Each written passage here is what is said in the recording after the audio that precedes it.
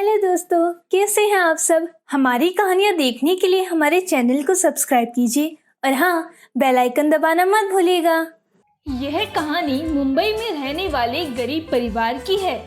7 वर्षीय पुष्पा ने अपनी मम्मा शोभा को आवाज लगाई, मम्मा मम्मा कहाँ हो आप? अंदर किचन में से आते हुए पुष्पा को गोदी में उठाते हुए शोभा ने बोला, क्या हुआ बच्चा, आप उदास क्यों हो?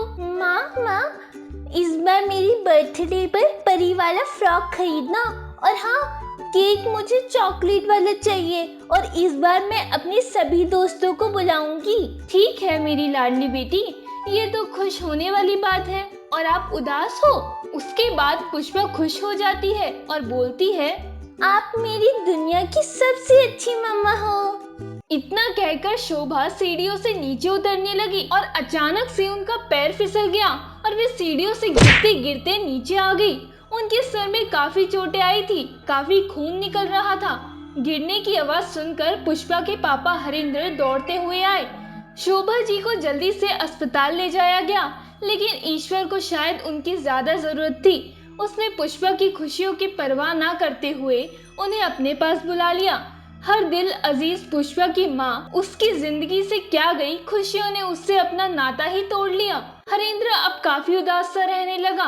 वह काम छोड़कर अपनी बेटी की देखभाल करता था। एक दिन उसके पास एक रिश्तेदार का फोन आया और बोला, अरे भाई सुरेंद्र, कब तक ऐसे मायूस होकर घर पर रहोगे? काम तो करना जरूरी है, नहीं काम करोगे तो कैसे तुम्हारा गुजारा चलेगा?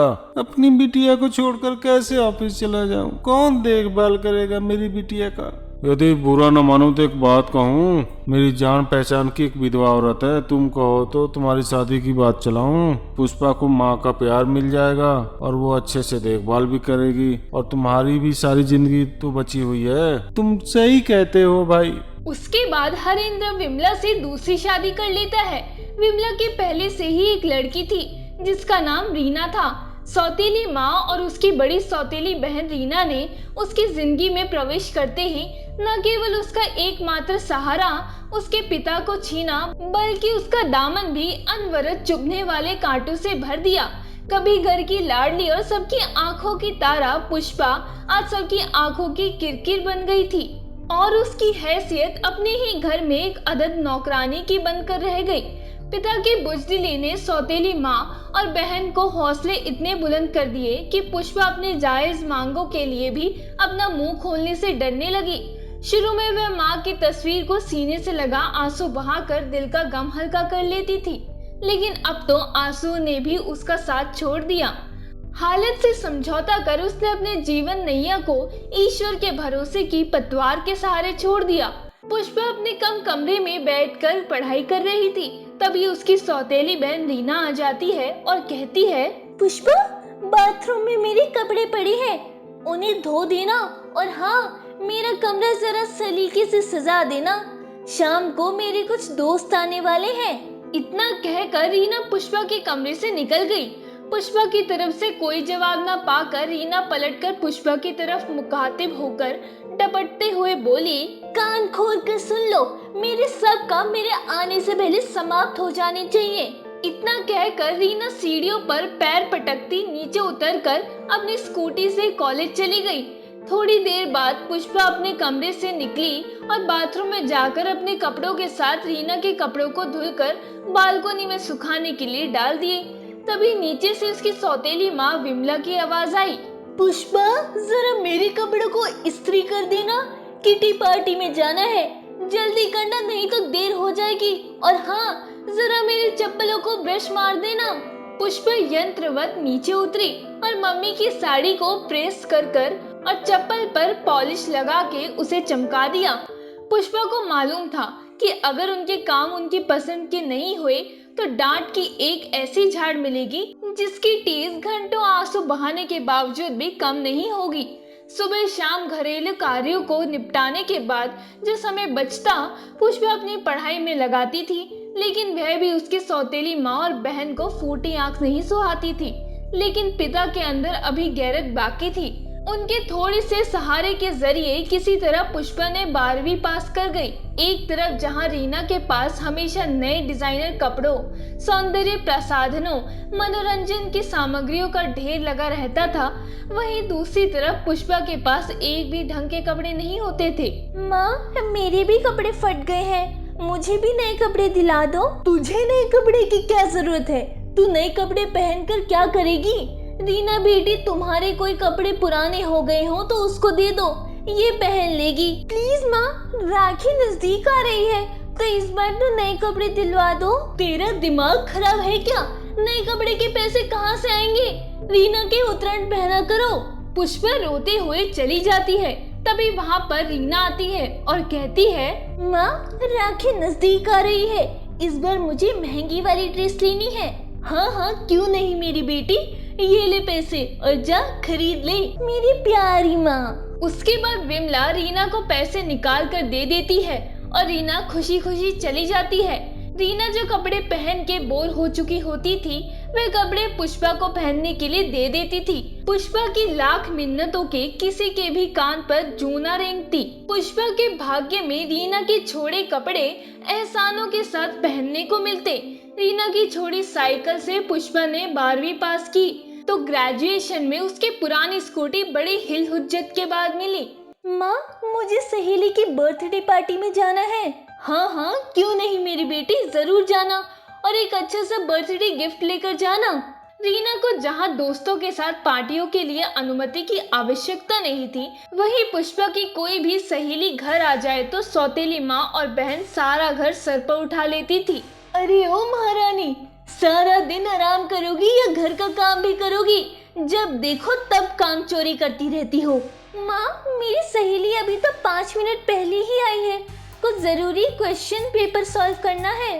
अरे देखो तो महारानी की कैसे कैंची की तरह जुबान चल रही है। उसके बाद विमला पुष्पा की पिटाई कर देती है। ग्रेजुएशन की पढ़ाई के लिए भी कम बवाल नहीं हुआ, लेकिन कहते हैं कि जब सबका हाथ और साथ छूट जाता है तो ईश्वर कोई ना कोई हाथ आगे बढ़ा देता है सहारे के लिए। पुष्पा को वो हाथ मिला पापा के एक दोस्त के रूप में, जिनको पापा बहुत तवज्जो देते थे। फलस्वरूप सौतेली माँ बहन अपने चालों में कामयाब नहीं हो पाई। ग्रेजुएशन कंप्लीट करने के बाद पुष्पा ने अपने पापा से बोला, पापा, मैंने ग्रेजुएशन कंप्लीट कर लिया है तो अब मैं जॉब करना चाहती हूँ। तभी वहाँ पर विमला आ जाती है और कहती है, तुम जॉब करके क्या करोगी? तुम जॉब करोगी तो घर का काम कौन करेगा? माँ, मैं जॉब भी कर लूंगी और जॉब से आने के बाद घर का काम भी कर दिया करूंगी। प्लीज पापा, मुझे जॉब करने दीजिए ना, प्लीज जॉब के लिए अलाउ कर दीजिए और जो कमाऊंगी उससे घर की हालत भी सुधर जाएगी। ठीक है बेटा, जैसा तुम्हें ठीक लगे कर लो।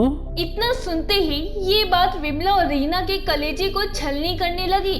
तभी पुष्पा के पापा के दोस्त रविकांत जी आ गए और पुष्पा के पापा से बोले, दोस्त, मेरे ऑफिस में पर्सनल सेक्रेटरी की जरूरत है और तुम्हारी बेटी भी काफी अच्छी पढ़ी लिखी हुई है, तो मैं चाहता हूँ कि तुम्हारी बेटी मेरी कंपनी ज्वाइन करे।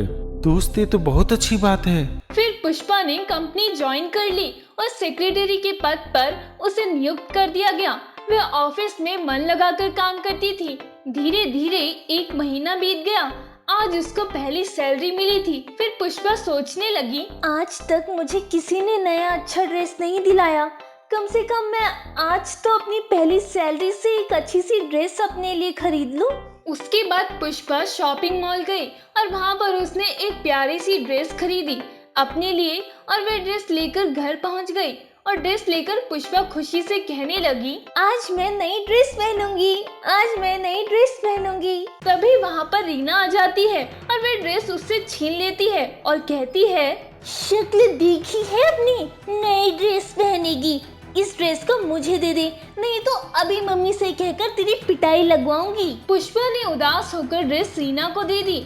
अब तो हालत ये हो गई कि कोई भी लिबास जो पुष्पा खरीद कर लाती, पहले रीना ही उसका उद्घाटन करती थी। ये अलग बात थी कि रीना किसी भी लिबास को 2-4 दिन से ज्यादा नहीं पहनती।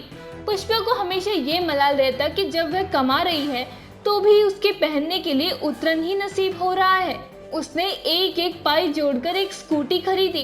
वो भी रीना ने अपनी 6 माह पुरानी स्कूटी को अदल बदल कर ली। पुष्पा मन महसूस कर रह गई। पुष्पा के साथ उसके ऑफिस में राहुल भी काम करता था। पुष्पा ने शुरू से ही उसकी नजरों में अपने लिए एक अपनापन देखा था। लंबा कद, मजबूत कद काठी, मधुर भाषी राहुल में वो सारे गुण मौजूद थे जो एक लड़की को अपने जीवन साथी में चाहिए। पुष्पा भी ज्यादा समय तक उसे अपने से दूर नहीं रख पाई। धीरे धीरे पुष्पा और राहुल की नजदीकियां बढ़ने लगी।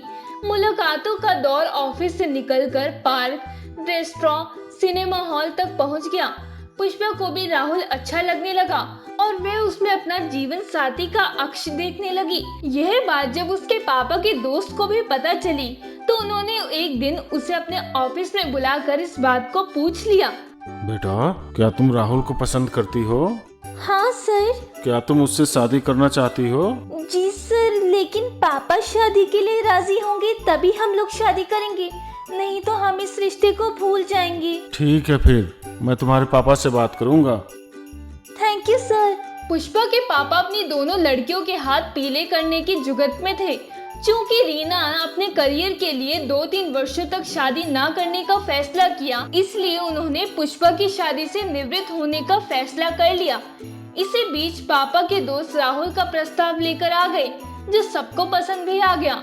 उसके बाद राहुल के घर वाले आकर पुष्पा के घर वालों से मिले और फिर दोनों की शादी पक्का हो गई और फिर तय समय पर राहुल और पुष्पा की शादी हो गई और फिर पुष्पा विदा होकर अपने ससुराल चली गई, इस उम्मीद के साथ अब शायद किसी का भी उतरन उसे ना पहनना पड़े।